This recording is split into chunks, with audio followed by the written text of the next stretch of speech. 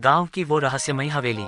राजस्थान के एक छोटे से गांव चंद्रपुर में वीरान पड़ी एक पुरानी हवेली थी जिसे लोग रूहानी हवेली कहते थे। गांव वालों का मानना था कि वहां जाने वाला कभी वापस नहीं आता। हवेली की दीवारों पर दरारें थीं और उसकी टूटी खिड़कियों से अजीब सी सिसकियां सुनाई देती थीं। शहर से आए हुए पत्रकार अर्जुन ने इस हवेली के बारे में सुना और इसकी सच्चाई जानने की ठानी।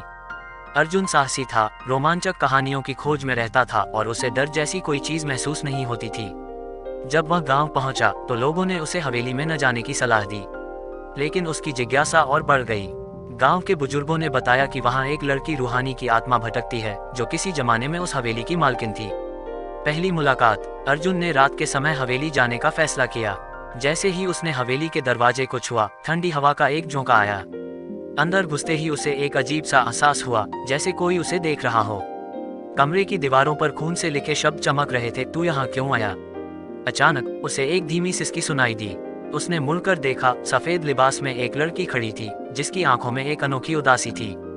तुम कौन हो? अर्जुन ने हिम्मत जुटाकर पूछा। मैं रूहानी हूँ, लड़की की आवाज गूंजी।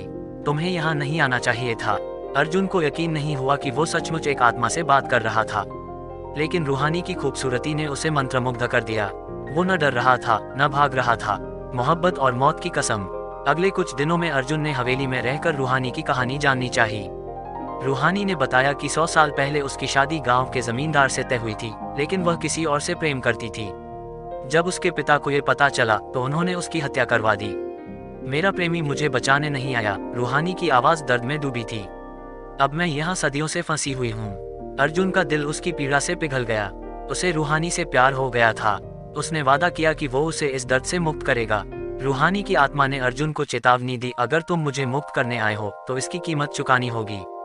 हवेली का रहस्य। अर्जुन ने गांव के पुराने ग्रंथों में हवेली का इतिहास खंगालना शुरू किया। उसे पता चला कि इस हवेली में एक श्राप छुपा था, जो भी यहाँ किसी आत्मा से प्रेम करेगा उसकी आत्मा भी हवेली में कैद हो जाएगी। लेकिन अर्जुन ने हार नहीं मानी। उसने एक तांत्रिक से मुलाकात की जिसने बताया कि अगर अर्जुन रूहानी से सच्चा प्रेम करता है तो उसे खुद को हवेली में बलिदान देना होगा। रूहानी ने अर्जुन को मना किया, लेकिन अर्जुन ने कहा, अगर तुम्हारी मुक्ति के लिए मेरी जान भी जाए तो मुझे परवाह नहीं। आखिरी बलिदान। अर्जुन ने हवेली के बीचों बीच जाकर एक विशेष अनुष्ठान किया। जैसे ही उसने आखिरी मंत्र पढ़ा, हवेली के दरवाजे अपने आप खुल गए और एक अजीब सी रोशनी फैल गई। रूहानी की आत्मा मुक्त हो रही थी, लेकिन तभी हवेली की दीवारों से अंधेरे में लिपटे हाथ निकले और अर्जुन को जकड़ लिया। रूहानी चिल्लाई, नहीं, मैं तुम्हें खोना नहीं चाहती। लेकिन अर्जुन मुस्कुराया, तुम अब आजाद हो रूहानी। अगले ही पल हवेली भर कर गिर पड़ी। गांव वाले दौड़े, लेकिन वहां कुछ नहीं था, न हवेली, न अर्जुन, न रूहानी। प्यार का महत्व। कुछ दिनों बाद गांव के एक लड़के को हवेली के खंडहरों के पास एक पुरानी डायरी मिली। उसमें आखिरी शब्द लिखे थे, मैं अब भी तुम्हारे पास हूँ रूहानी, क्योंकि सच्चा प्यार कभी मरता नहीं।